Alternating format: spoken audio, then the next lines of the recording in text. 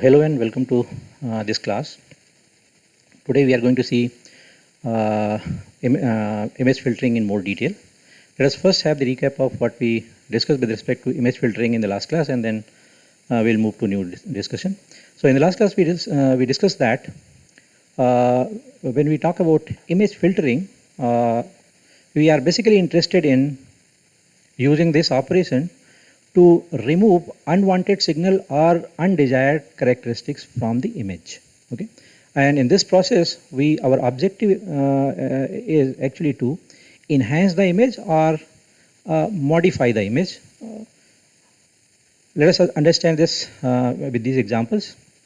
So in this example, we see that this particular image has noise, and our objective is to remove this noise. So we can use a filtering operation where the filter that we use actually suppresses the noise or removes the noise and gives us the clean image. So in this case, this filtering operation is basically used for noise removal.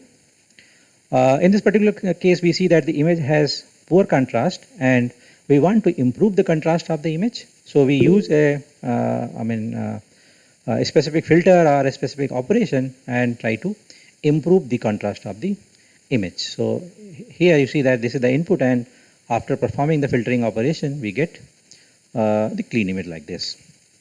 In the third example, we have the input image given with some objects, and let us assume that this image is of good quality and clean image, but the kind of representation that we want from the image is not in the form of what we see here, but we only want to highlight in the image the edges or the lines that are the curves that exist in the image. So here also we can use a certain kind of filtering or certain kind of operation to get the desired image, and then once we get that image, we can use it for further applications.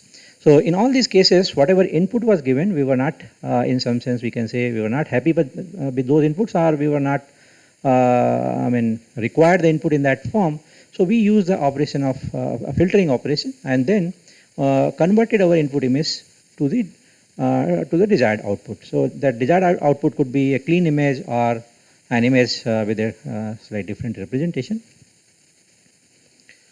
We also discussed that the filtering can be performed either on the original images, or we can transform the image and take it to the frequency domain, and we can perform the image filtering there. Okay, so in the first case, when we are directly working on the images, we say that filtering is being performed on a spatial domain, and in case of a spatial domain, the images, the input image or the input signal that we consider is the original signal that we have, and on that signal we perform the desired operation and then get the output image or output signal. Okay.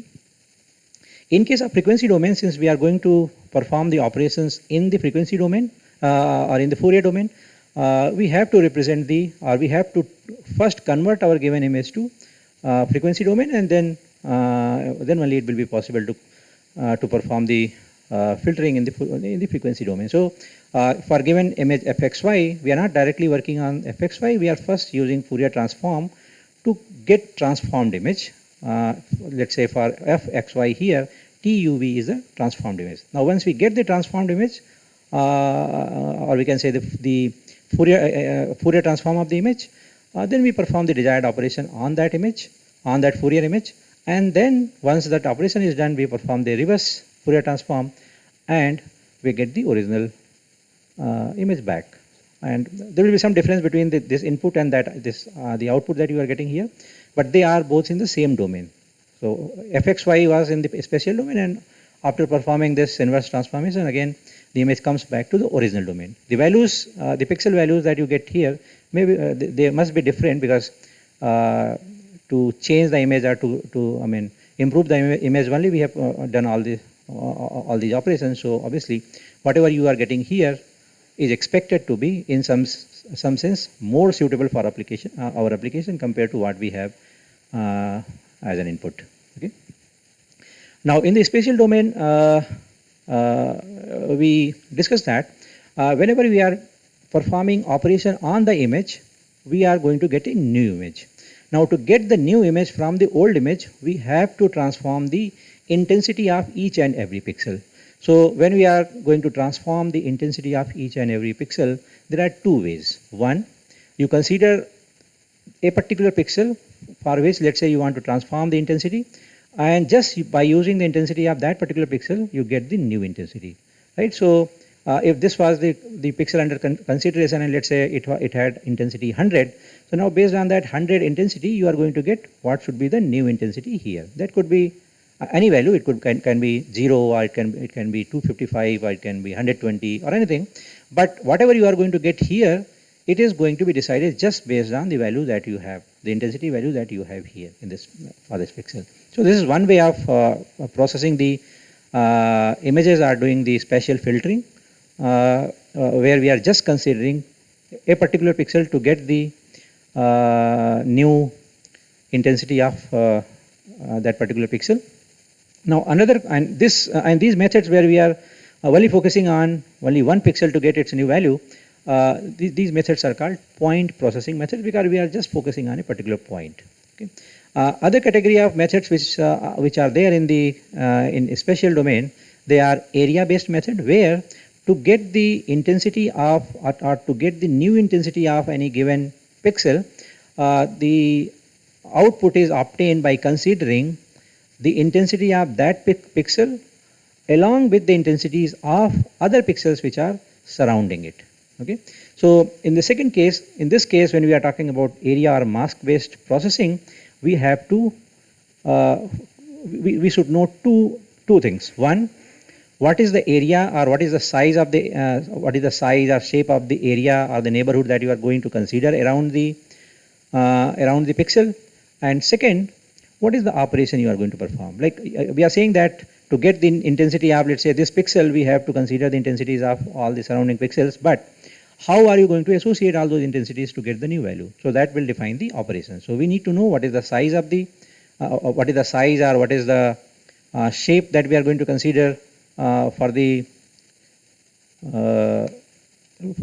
neighborhood, and we also need to know how we are going to associate the intensities that we get from the neighborhood, right? So these two things are important when we are doing area based processing.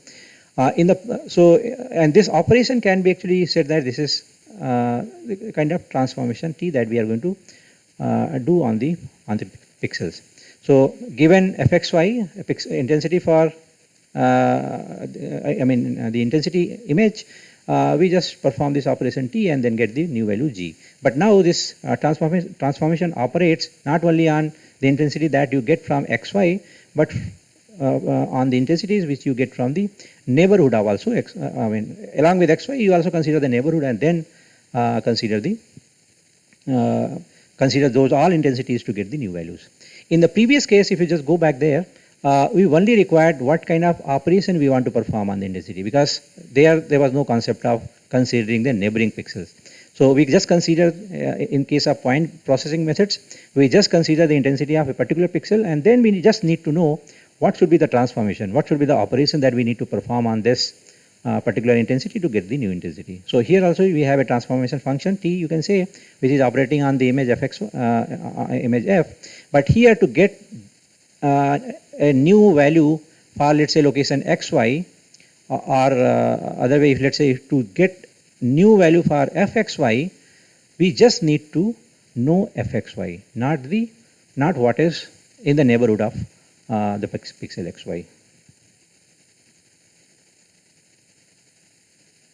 Okay, these were a few examples that we discussed. The first case, and in all these examples, we are using transformation based on point processing. So all of them are following, actually, all these examples are denoting the examples for the first category, where we are doing the point based processing.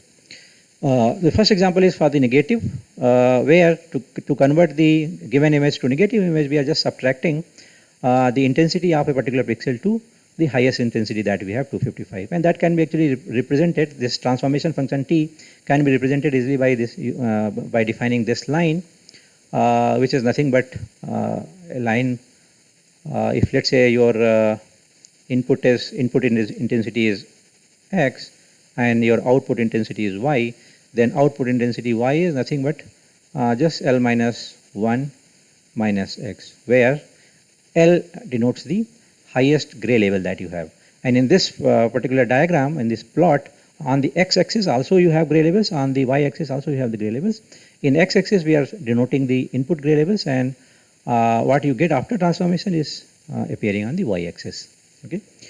Similarly, for the contrast stretching, we saw that we wanted to increase the intensity of certain pixels in your image. So for that we define this transformation, which is a kind of y equal to x transformation for all the input gray levels except for the gray levels which are appearing in this range. Right? For that we have a different linear transformation defining the transformation. So whenever the pixels are appearing in this range, they are transformed using this line, which is, if you analyze it, is actually increasing the intensities. But as long as you have the intensities falling in this area or in this area, this side, they are governed by a line, transformation line, which is y equal to x. And in those, so for this case, your input is going to be same as the, your output is going to be same as the input. We can perform thresholding also based on the point processing. Here again, this axis you have input intensities, and this axis you have output intensities. And we are saying that in the input image, we just want to change the intensities which are falling in this range to highest value 255. That means we want to make them white, and all other intensities which are from here to here or which are from here to here, we just want to make them 0. So that is why you see in this image, wherever the intensity was falling between the range defined this interval, there the values are appearing white, otherwise in the rest of the places they are 0. Okay. And how we are deciding this interval, that depends on the application. For example, in this case, let's say we wanted to highlight the teeth, and we know that teeth are little white, but they are not exactly white. They are not exactly 255, so their intensity is a bit lower than the value 255. So that is why we decided that this range can clearly denote the pixel intensities of the teeth. So we just said that whatever intensity is falling within in this range, highlight that by putting highest value 255 in the output image, and rest of the pixels should be suppressed. Right? So that way, when you compare the input and output, you see that only the teeth are highlighted in the image, in the output image. Histogram equalization, we will, as I said, we will see this in detail. But this is at this moment you can just understand that this is also a kind of point processing method, and here also to compute the new value of any particular pixel, you just need to know the pixel of the intensity of a particular pixel. Okay. Now let us see more details about the second method, which is mask or area based processing method. So here under the area and mask processing methods, as I said, that you have to define what is the area that you are, or what is the shape of the area, or what is the size of the area that you are going to consider for calculating the intensities of the pixels in the output image. So as I said, this is we are going to discuss shape. So this shape could be any shape, any I mean like a generic shape or any regular shape, anything we can choose. But mostly we'll see that for defining an area, we use a square neighborhood. Right? So we don't use any generic format of shape, but in most of the cases we'll see this neighborhood is defined with the help of a square mask. That means we are going to consider the neighborhood in a squared area around the pixel. Sometimes we may see that the neighborhood which is considered is circular, but most of the time you will find that it is defined with the help of a square mask, or it is considered in the form of a square. Okay. So normally, whatever when we say that the neighborhood that we are going to consider is going to be square, so the least neighborhood that, or the neighborhood of the minimum size that we can consider can be the neighborhood of size 3 cross 3, because you have one pixel and around that pixel you just consider one row and one column, so that will make the neighborhood 3 cross 3. Or next, if you go just enlarge the neighborhood, we'll find that we have 5 cross 5 area being considered. And for different mask sizes, we will see that we will get a different output. So that is why the mask size is an important parameter. So depending upon our application, we need to find out what should be the correct size of the mask, whether we should use 3 cross 3 mask or 5 cross 5 mask and so on. So I'm just going to define mask more precisely in the next slide, but at this moment you can understand that this mask is denoting the neighborhood that is being considered around a particular point. For example, here if you are saying this here the mask is a square mask, that means around the pixel xy that we are considering at this moment, around this pixel, it is defining a square neighborhood. Okay, if a square neighborhood of size 3 cross 3. If the, let's say, mask is of size 5 cross 5, then that will define a square neighborhood around the given pixel, and the neighborhood will be of size 5 cross 5. Okay, so now one thing we have discussed here, that what should be the shape or size of the mask. Okay, now another important thing is to find out how should we associate the values that we are getting from the neighbors to get the new value. Okay, so normally what we do, so let us say in your image, let's say this is the image given, and in this image we are interested in finding out the new value for pixel, which is, let's say, here. Okay, and also let us assume that we are going to consider the neighborhood around this pixel in square form, right? So that means a square neighborhood you are going to consider around this pixel. That means what are the values, what are the pixels you are going to consider for this pixel? One pixel up, one pixel down, all these 4 pixels at the diagonal, and then these 2 pixels which are horizontally placed before or after it. Okay, so these 8 pixels we are going to consider to get the new value of this central pixel. Right? So in this case, the area that we are going to consider is a squared area, and now we have to just see how we are going to associate the intensities that we get from these pixels to get the new intensity. Right? So once we decide that operation and operate, we will see that in the output image, which will be of same size, we'll get a new value for this particular pixel, and that will be the transformed value for this pixel with respect to the input intensity. Okay, so normally when we collect the intensities from the neighborhood, we generally linearly combine the intensities obtained from the pixels, and based on that, whatever linear combination gives us as an output, that output we consider as an output for the pixel which is under consideration, right? So this basically means that whatever with respect to this pixel, whatever neighborhood we have defined, just find out what are the intensities these pixels carry which are in the neighborhood, and just take the linear combination of those intensities to decide the output intensity for this particular pixel. Okay, so when we do the linear combination, one way of doing the linear combination is that we just add the intensities. If let's say from here you get 100, from here you get 120, from here you get 130, and so on, you just add them, 120 plus 130 plus 110 and so on.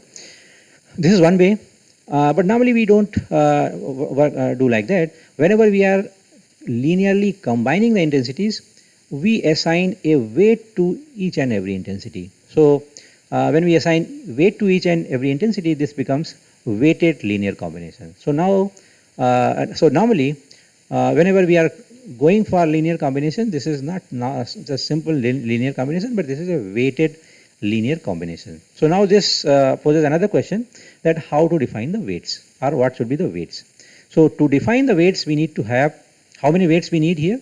Since let's say for this particular pixel, we are defining a neighborhood of size 3 cross 3. That means there are total 9 pixels which are going to be falling in this particular area. So we need 9 weights to tell the corresponding weights for each and every intensity that we are going to consider from this this area. So these 9, when we define that those 9, those weights for all the pixels falling in a particular neighborhood, we get a matrix of the same size. So whatever this size you have for the neighborhood that you have used here, we are going to get the same size matrix to define the weights, because if you have 9 pixels here being considered as neighbors, so then you need 9 pixels here too. So and since this matrix is going to contain weights, we normally call it as a weight matrix. Okay. And if you just do little analysis, you will find that whatever output you are going to get for a particular pixel, that is all going to be governed by the weights that you are going to have here. We will see that by using different weights, we will be able to perform different kind of operations.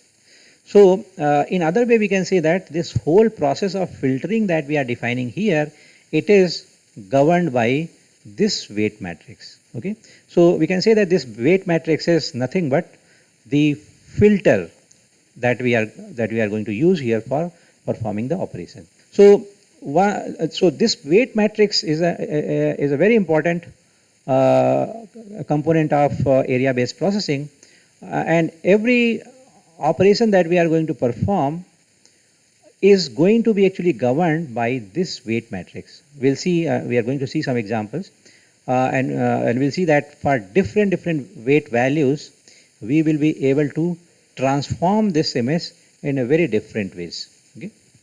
So this weight matrix, which tells you how the neighboring pixels should be combined, how the linear combination should happen.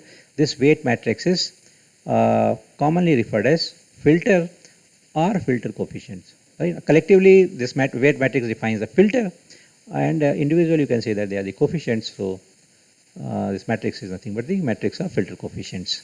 Okay. So now, if you have to, let's say, operate and get the new value for this particular pixel, we need two things. One, what are the intensities they have here? All these neighboring pixels have. So those intensities are actually shown here. For this given image, let's say this image is f, with respect to pixel xy, all the intensities that we are going to consider here, they are listed here. So fxy is the central pixel, then fxy plus 1, fxy minus 1, and so on. They are the neighboring pixels in the horizontal direction, and then similarly you see all the neighbors are defined with respect to x and y. So now we have based on the pixel location xy, we can define all these intensities, and we have already defined the weight matrix. So to get the new value for the central pixel, what we have to do, we have to just multiply these weights and these intensities one by one. For the respective combination, we have to find out the product, and then we have to sum that, and that is going to give us the final answer. Okay. So let us see that with the help of this example. So here, whatever the weight matrix, let's say we are talking about here, this weight matrix.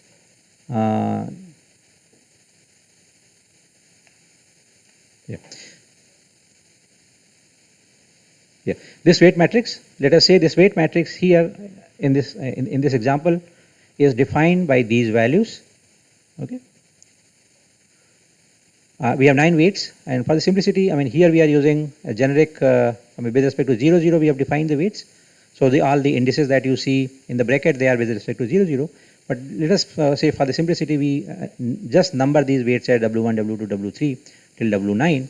So these 9 weight values are defined using this matrix here, where you have most of the values 0, only at the center you have 0.5, here you have 0, here you have 1, and here you have 0.5. Right? So only 3 non-zero values are there, and all rest of the values are 0. This matrix is defining the filter matrix or the weight matrix. Okay. Now we want to operate on this particular pixel in the image. So your image is a big image, but out of that big image, you have considered part of it with respect to this central pixel. So we want to find out what should be the new value for this central pixel. So we want to generate the new value for this intensity 6. So to generate this, we said that we are going to consider the weighted combination of all the neighboring intensities. So this essentially means that you have to multiply this intensity with its weight, this intensity with its weight, this intensity with its weight, and so on. And whatever you get, just sum that. That is going to give you the final answer. So if you just calculate this, you will find that this 6 into 0.5 will be 3. This 1 into 1 will be 1. So 3 plus 1, 4, and then when you multiply this 8 to this 0.5, it becomes 4. So that total adds to 8. So new value here you get as 8. Okay. Okay. Now here the combination that we have used is a linear combination. So now when we say that this combination is a linear combination, it is easy to say that the combination can be non-linear also.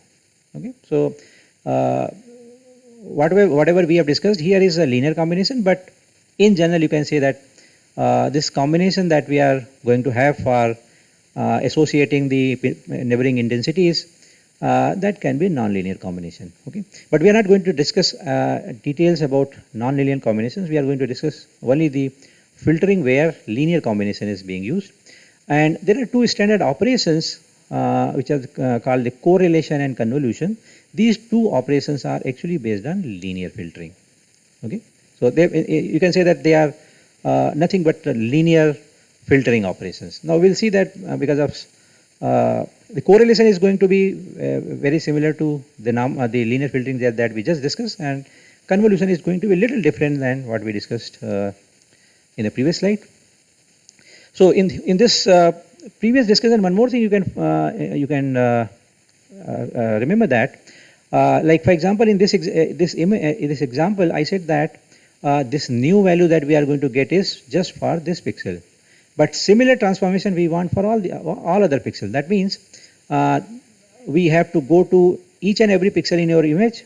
Around that we have to consider a neighborhood, and then based on the weights that we have already decided, we have to compute the weighted combination of the neighboring intensities, and then we have to compute the new values. Okay, so that means in some sense you can say that this weight matrix is going to be operated on all the possible pixels that you have in your image. Okay, so with the help of this, let us define the correlation. So as I said that both the operations, correlation and convolution, they both are the linear filtering operation. That means to perform these operations you need a filter, or you need a weight matrix, and obviously you need an image on which you are going to perform these operations, right? So let us understand what we mean by correlation. So in case of correlation, a filtered image is generated as the center of the mask visits every pixel in the input image, right? This is exactly what I just said, that whenever you want to compute the new value, new intensity values for any given image, we have to visit each and every pixel in the image and we have to get the new intensity. So in case of correlation, basically we will have a filter, or we will have a weight matrix, and we'll take that weight matrix to all over the image, or to all over the possible places that we can have in our image, and then with the help of that weight matrix and whatever the intensity values that are lying in the neighborhood with respect to a particular pixel, we will calculate the output. So in some sense you can say that correlation is a kind of very normal linear filtering operation, where you have a filter or weight matrix defined like this here. We are naming that as H, and it is operating on the image F. Now what this formula basically mean, here you have two indices, you can say. One indices which are, let's say, the combination of I and J, which is actually telling you the pixel location where you are operating, and K and L, this combination is telling you the index with respect to a filter, So as I just said that for your given input image, you have to perform the operation on all possible pixel locations. So let us say this particular calculation is being done for pixel location I comma j. So at I comma j, you can see here that what are the intensities you are going to consider. Your k is varying from minus n by 2 to n by 2, and L is also varying from minus n by 2 to n by 2. So this basically mean that your pixel is, your filter is placed here like this, and your central value for k and L, when k and L is 0, 0, that time this H00 defines the weight, the central weight, and that time when your k and L is 0, 0, you are going to multiply that central weight to Fij, which is the central pixel under your consideration. Okay. So as you vary your k and L from minus n by 2 minus n by 2 to n by 2, you will see that in your matrix H, one by one you are going to consider all the possible cells or the values that you have in your filter matrix, and they are going to be multiplied to the corresponding image intensities that you have. So for any given k and L, HKL will tell what is the weight you are going to consider, and Fi plus k, j plus L, it is going to tell the intensity on which you are going to multiply this weight. Okay, so for any given k and L, you can define both the things and then get the final output. And this need to be performed for all possible ij. This equation is giving you a value for one ij. Now you have to change the ij, and for different ijs you have to get this value. So I mean, if your, let's say your image is ranging from, it's an size n cross n image where the indices for I and j are ranging from 0 to n minus 1. So then this I will range from 0 to n minus 1, this j will also range from 0 to n minus 1. You have to take all the possible combinations of I and j, and then for that you have to get the new value with respect to this formula. Okay. So now again, let us just read this line what it says. It says in correlation, a filtered image or the output image or the new image is generated as the center of the mask, right? The center of the mask. You can see this mask here. This mask, the center of the mask visits every pixel in the input image. So this mask visits each and every pixel in the image, and wherever this mask is placed, it defines two things. What are the surrounding pixels with respect to a central pixel you are going to consider in the operation, and second, whatever the weights you have in this mask, that you can use for computing the weighted combination. Okay. Okay. And as you see here, when as I said that this need to be placed at each, this mask need to be placed at each and every pixel in your image. So if you, let's say, think about the pixels which are at the boundary, you will find that this mask will not be defining the area which is going to be within the image. So to handle that, sometimes we we create some more rows and columns around the image and pad 0 there, or sometimes we create extra rows and column, but we consider that we have a kind of wrap around correction. That means when we are operating on the edges or on the boundaries, we assume that whatever you have here next to this column is nothing but the column from the other side. Okay, so for the column you can say that for the 0th column, its neighbor is going to be neighbor is going to come from the n minus 1th column, and similarly for the row you can say that for 0th row it is going to come from the n minus 1th row, and similarly for the n minus 1th row it is going to come from the 0th row. Okay, and similarly for the, let's say, for the corner pixel, because there you need more, there are more missing neighbors there. So there you can assume that there is a connection which is connecting this corner to this corner. So whenever you are operating at this corner, the next value that you want to have here, that can be considered the value that you have here. Okay. So in the second case, you can say that you are creating the columns and rows, but they are virtual because you are making use of the columns or rows from the other side of the image to perform the operation. Okay. Now I hope this whole discussion will be clear from this example.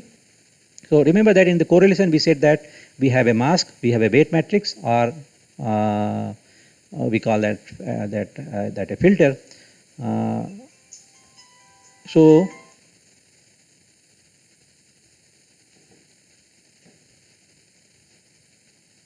okay, so in the correlation we have a mask or a weight matrix, or we sometimes call it as a filter.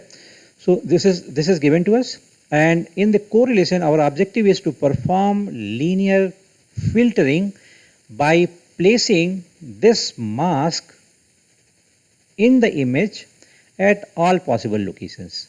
Okay, which basically mean that when I say that this mask is being placed, let's say in your image here, denoted by this this square, this basically mean that this mask is going to define the pixel where we are going to operate. How will we define that? So wherever the center of this mask coincides with the image, that pixel, we can assume that that pixel is our pixel of consideration. That means where there we want to find out the new value.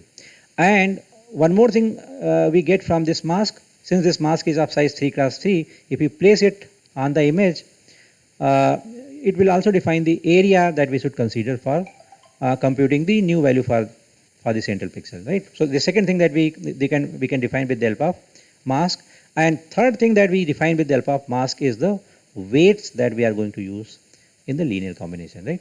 So by saying that to perform the linear filtering or to perform the correlation, this mask is being placed at each and every location in the image, and the new value is computed.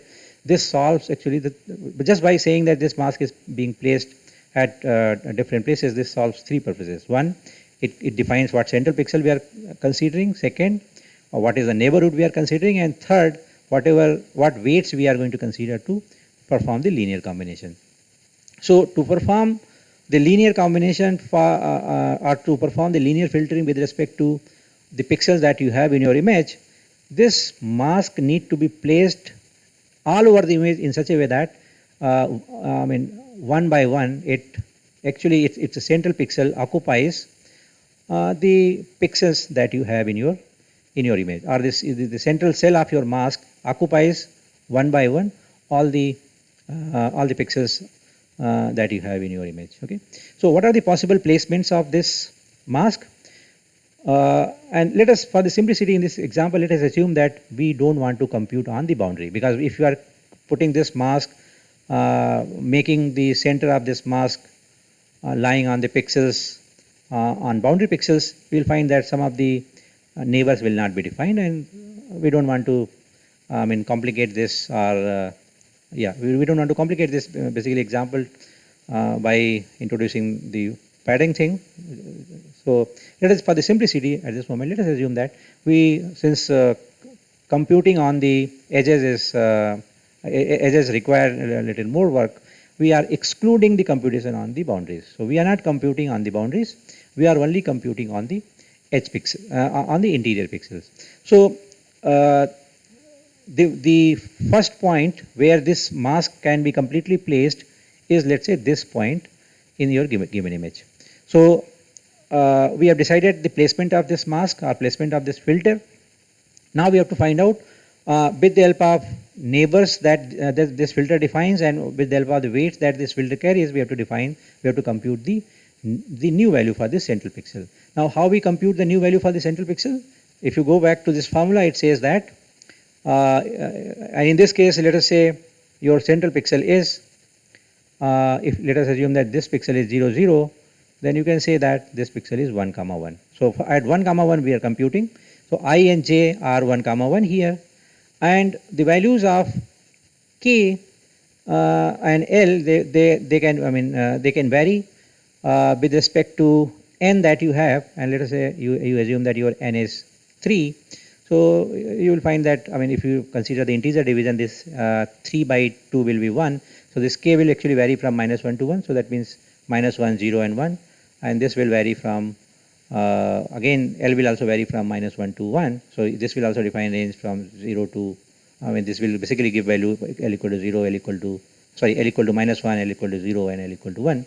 So uh, for the considered value of ij, which is 1 1 in this case, and the values of possible values of k and l, which are going to range from -1 to +1, we'll see that one by one, if we consider the values of uh, k and l in this example here, for different values of k and l, you are going to get different weights from this matrix, and correspondingly we are going to multiply that particular weight to the underlying intensity that you get from that particular pixel. Okay, so we can just consider one example.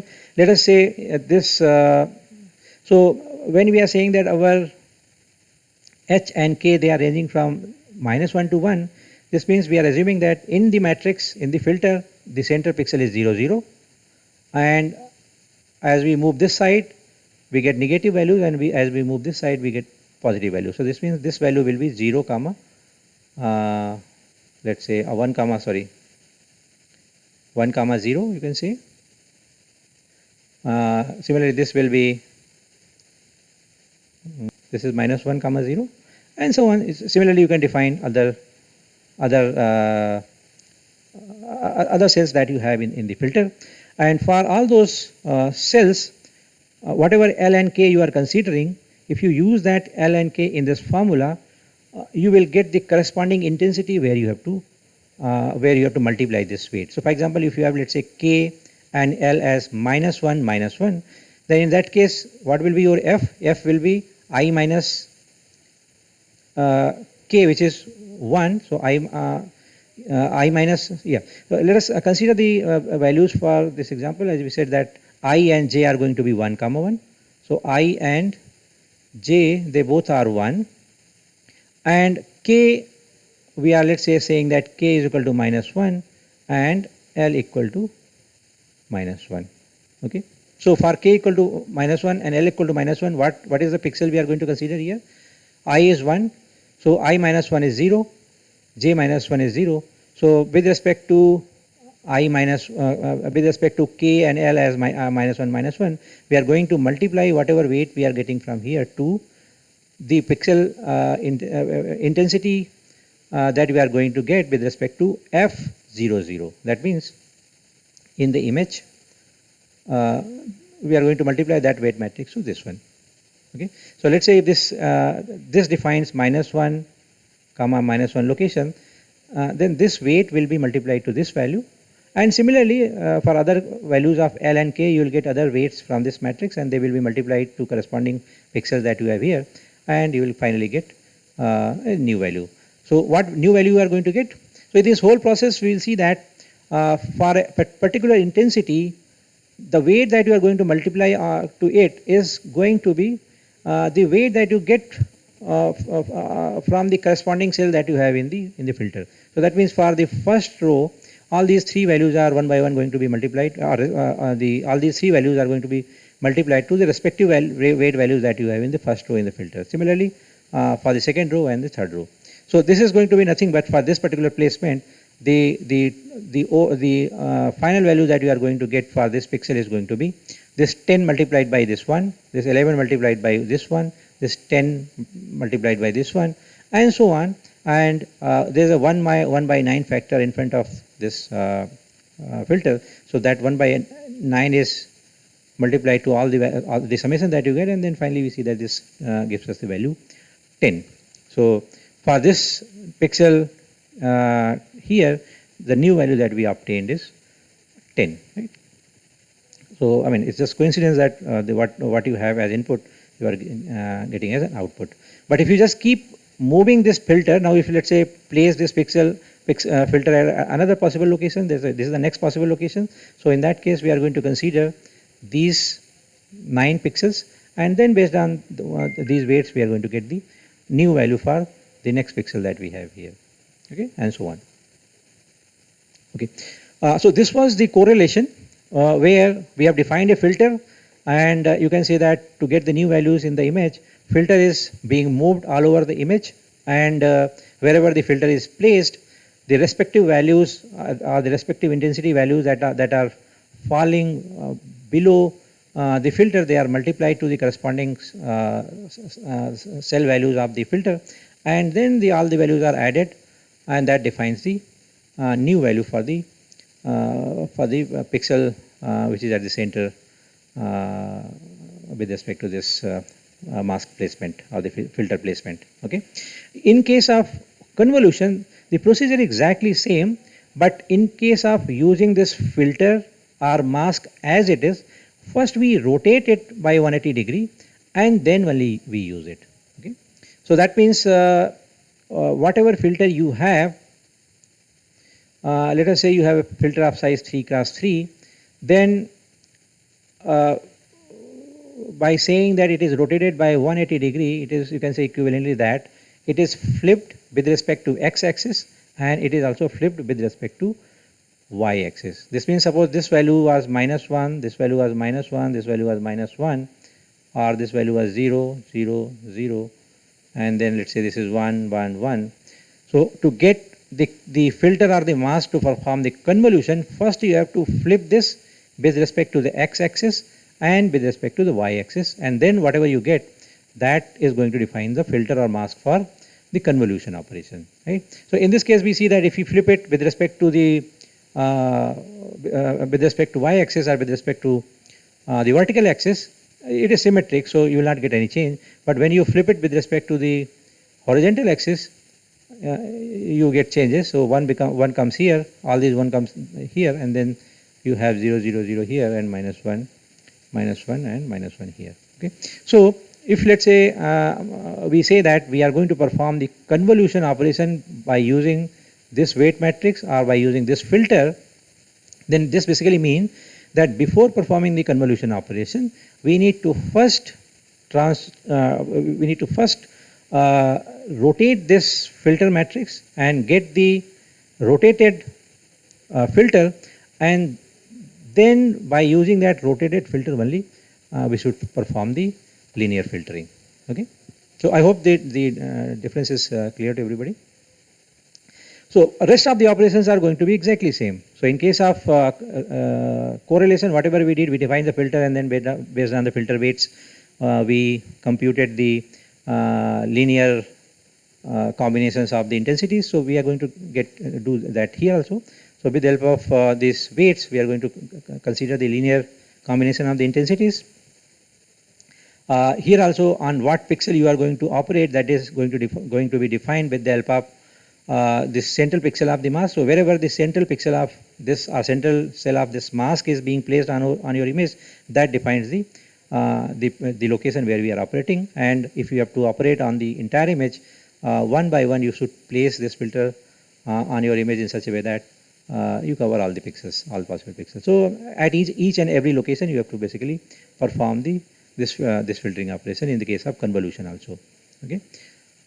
And when you are performing the operation, again you are going to compute the weighted, you are going to multiply the weights of your filter, rotated filter, to the corresponding intensity values of your image, and then with the help of what product and the summation of those values you get, based on that you set the resulting value for the pixel that you have taken under consideration. Okay.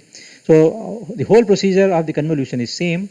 Only the difference of convolution and correlation is with respect to this first point. In correlation, whatever filter is given to us, we have to directly use that filter, and in case of convolution, we have to first rotate that filter, and then only we have to use the filter for performing the operation. Okay. And one more thing, let me tell you here that there are multiple names for this weight matrix that we use. Sometimes we call, as I just said, weight matrix. We say weight matrix, or we say sometimes we refer it as a filter, or sometimes we call it as mask, or sometimes even we call it as kernel. Okay. So normally this word convolution and this word kernel is used when we are talking about convolution and correlation. So if in case of convolution and correlation, if let's say defining kernel, this is nothing but that weight matrix or the filter that we are going to use to perform the convolution or correlation operation. Okay. So fine. So with this, let us end this session.